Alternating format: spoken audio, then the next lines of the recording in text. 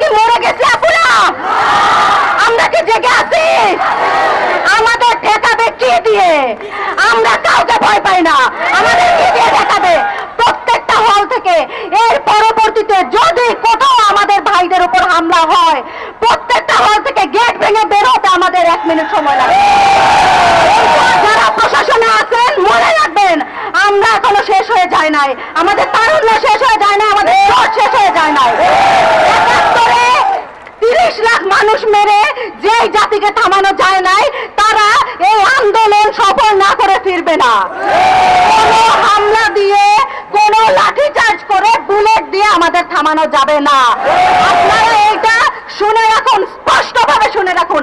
আজকে শাহবাগের মঞ্চে দাঁড়িয়ে বলছি, কোনো প্রকার হামলা মামলা দিয়ে আমাদের দমিয়ে রাখা যাবে না। আমরা আমাদের দাবি আদায় করে ছাড়বো।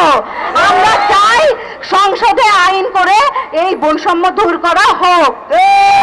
সংসদে আইন করো, সংসদে আইন করো, সংসদে আইন করো, সংসদে আইন করো।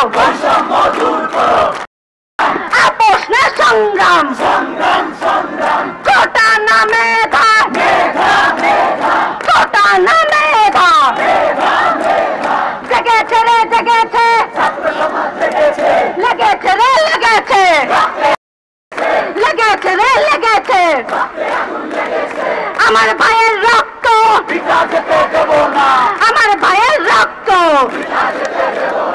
কুমিল্লায় হামলা কেন?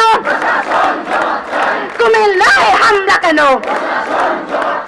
চট্টগ্রামে হামলা কেন? সিলেটে হামলা কেন করেছে? এবং আমরা এটাও শুনেছি যে একজন আন্দোলনকারীকে গ্রেফতার করা হয়েছে।